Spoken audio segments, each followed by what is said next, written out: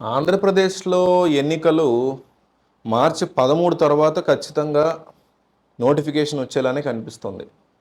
ఈ నేపథ్యంలో ప్రశాంత్ కిషోర్ చేసినటువంటి వ్యాఖ్యలు వైరల్ అయిన సంగతి మనకు తెలిసిందే.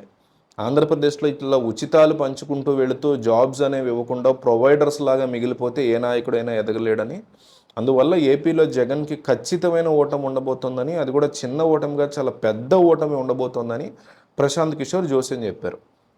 ప్రశాంత్ కిషోర్ రాజకీయంగా ఒక అనుభవం ఉన్నటువంటి వ్యక్తి. రాజకీయ నాయకుడు కాకపోయినా ఈ మధ్య ఆయన అయినా కూడా పొలిటికల్ స్ట్రాటజిస్ట్‌గా పరిస్థితులను అంచనా వేయడం, వాటికి తగ్గట్టు రాజకీయ నాయకులను తయారు చేయడం, దాని ప్రకారం ముందుకు వెళ్ళడం అనేది ఆయన యొక్క స్ట్రాటజీ. అయితే ప్రశాంత్ కిషోర్ చెప్పింది జరుగుతుందా? జరగదా? అనేది మనం ఒకసారి వీడియోలో మాట్లాడడానికి ట్రై చేద్దాం. ఫస్ట్ ఒకసారి ఫ్లాష్ బ్యాక్ వెళ్దాం. ఈ ఫ్రీబీస్‌ని జనానికి అలవాటు చేసేలాగా అవి ఇస్తామని చెప్తే జనాలు ఎగబడి ఓట్లేస్తారని, వీటితో పాటు పింక్ డైమండ్ కహానీలు కానీ ఇంకొక కహానీలు కానీ చెప్పింది ఎవరు? ఇదే ప్రశాంత్ కిషోర్. జగన్మోహన్ రెడ్డి ఈరోజు జగన్మోహన్ రెడ్డిని అంటాం కాదు, చంద్రబాబు నాయుడు కూడా ఈరోజు ఇస్తాం ఆ పథకాలు ఈ పథకాలు అని చెప్తున్నారు. గతంలో జగన్మోహన్ రెడ్డి కూడా ఇట్లాగే ఆ పథకాలు ఈ పథకాలు ఇస్తామని చెప్పారు.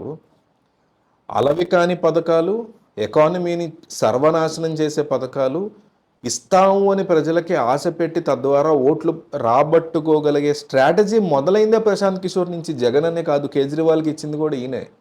ఈ మహిళలకు ఉచిత బస్సు ఎందుకు? మహిళలకు ఉచిత బస్సు ఒక సెక్షన్ ఆఫ్ మహిళలకు ఉచిత బస్సు, వాళ్ళ ఆర్థిక స్తోమత బట్టి ఉచిత బస్సు, లేకపోతే మిగతా సెక్షన్స్కి తక్కువలో డిస్కౌంట్లో తక్కువ రేట్లో బస్సు, ఇట్లాంటివి పెట్టుకోవటం కాకుండా కేజ్రీవాల్ దగ్గర నుంచి, కర్ణాటక దగ్గర నుంచి, తెలంగాణ దగ్గర నుంచి, జగన్మోహన్ రెడ్డి ఈరోజు ఏపీలో ఇస్తున్నటువంటి పథకాల దగ్గర నుంచి, రేపు చంద్రబాబు నాయుడు కూడా ఇవన్నీ చూసి ఇస్తామని చెప్తున్న పథకాల దగ్గర నుంచి, చంద్రబాబు కూడా చెప్పారు కదా ఉచిత బస్సు మహిళలకని. ఇట్లాంటి ఆర్థికంగా రాష్ట్రాన్ని లేదా దేశాన్ని కుంగదీసి సర్వనాశనం చేసే పథకాల ఐడియాలు పట్టుకొచ్చిందే ప్రశాంత్ కిషోర్ అసలు తెర మీదకి. ఆ విషయాన్ని మనం ముందుగా మాట్లాడుకోవాల్సినటువంటి అవసరం ఉంటుంది. అత్యంత హీనమైన రాజకీయాన్ని మొదలుపెట్టిందే ప్రశాంత్ కిషోర్.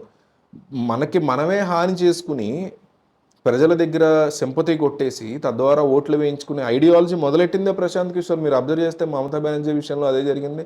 గతంలో ఎంతోమంది రాజకీయ నాయకుల దగ్గర పనిచేసేటువంటి ప్రశాంత్ కిషోర్ ఈ రకమైనటువంటి ఐడియాలు ఎప్పటికప్పుడు ఇచ్చినటువంటి పరిస్థితిని మనం ఎన్నోసార్లు చూసాం. సో ఇట్లాంటి ప్రశాంత్ కిషోర్ మళ్ళీ వచ్చి ఈరోజు జగన్మోహన్ రెడ్డి గురించి, లేకపోతే ఆయన ఓడిపోతారని మాట్లాడినటువంటి మాటలు అయితే కరెక్టే అవ్వచ్చు, తప్పు అవ్వచ్చు, కానీ ఈ ఐడియాలజీ స్టార్ట్ చేసిందే ఆయన అనే విషయాన్ని మాత్రం ఖచ్చితంగా ఆయన గుర్తుపెట్టుకోవాలి.